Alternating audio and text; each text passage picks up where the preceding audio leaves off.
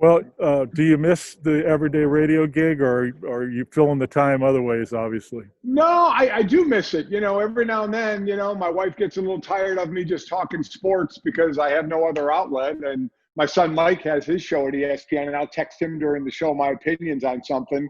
I feel like, I miss it. So, that's what my agent has said. You got to decide, do you want to jump back into it or not? And right now, I do miss it. I miss talking sports every day, kind of the natural reaction to things that are happening, right away. So, at this point, I'd say I'll probably jump back into it at some point. You can do this till you're, 75 years old if you want to. I mean, Well, the key thing there is my wife doesn't want me to retire yet, so she doesn't want me around as much. So that's kind of the deciding factor. I've kind of learned already just through the pandemic that my wife doesn't want me around all the time. Yeah, we find out some hard truths sometime, don't we? Mike Golic with us. And so, Mike, are you going to be back out on the trail doing football again next year? That's the plan. I don't know with who. I'll definitely be doing it with somebody, whether it's college games or pro games. I love calling games. So, and then I just have to decide, am I just going to do that, or do I want to throw a show in there as well on radio or TV or streaming? So, as I've said, and we've talked to a lot of people, that is something that I definitely 100% want to do. So, come football season next year, I'll definitely be calling games.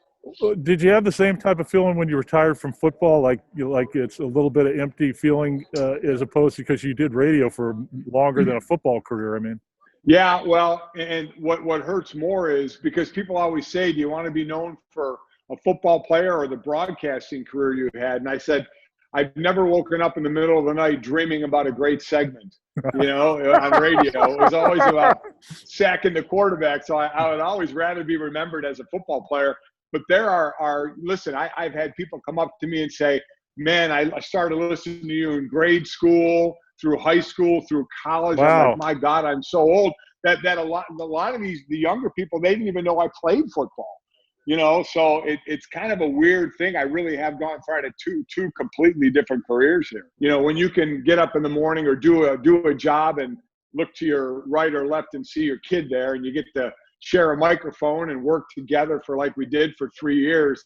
I mean, it's awesome. We actually called a couple of games together in a 3-man booth a couple of years ago. So, you don't trade that stuff in. That stuff is just too good to be true. So that was a great time. I'm really proud of him. He's taken off with what he's doing. He's got a great, bright career ahead of him again. But those years working with him, as I'm sure any father would say, being able to work with their kid, son, daughter, whatever, is just an incredible feeling.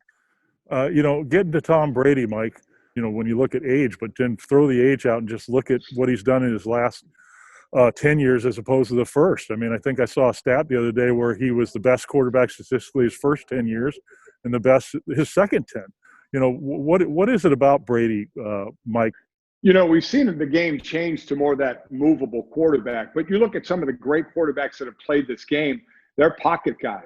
Tom Brady, Peyton Manning. Now, John Elway could run, but he still wanted to throw the ball first. Ben Roethlisberger got himself a couple of rings. Eli Manning got himself a couple of rings. Drew Brees, even though he's on the smaller side, he's not a runner. He's a pocket passer.